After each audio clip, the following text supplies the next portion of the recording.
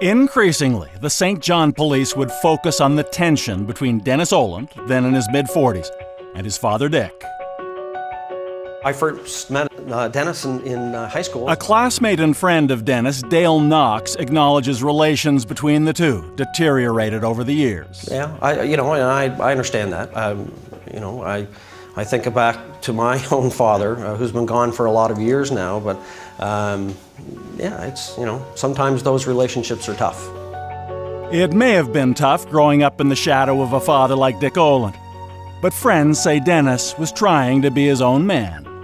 Dennis was not one of those kids that I think was handed everything to him. Larry Kane became a close pal, boating with Dennis, taking trips with their children. He says having to cope with a difficult dad built Dennis's character.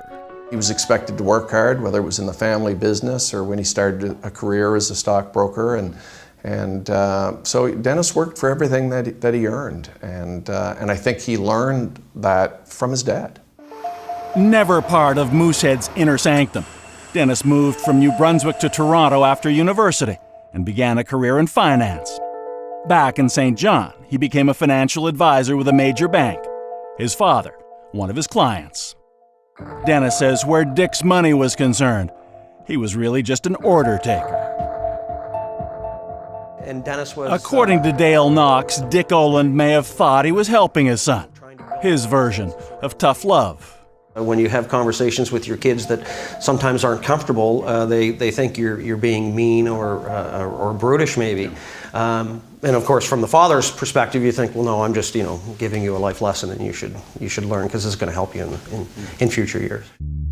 But the relationship between this father and son apparently was far beyond repair.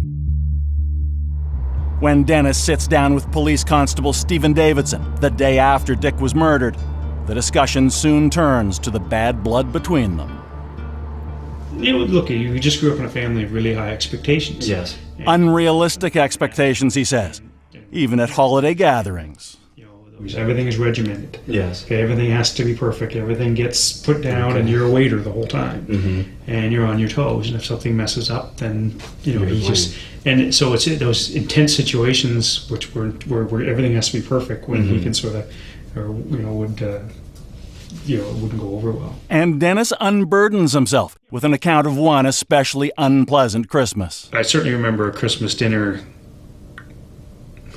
not last year, it might have been 2 years ago, where he blew a gasket. It was something simple. When you have a Christmas cake and you pour rum over, hot rum over it, and you let it flame. Okay, well, it was my job to do that, and it flamed for like 30 seconds and flamed out. So by the time I got it from the kitchen into the dining room, it flamed out. Well, it was a big fight over that. Okay. Yeah, it was, it was not physical, but I mean, it was ugly. I might have left. But as time passes, Dennis stops responding.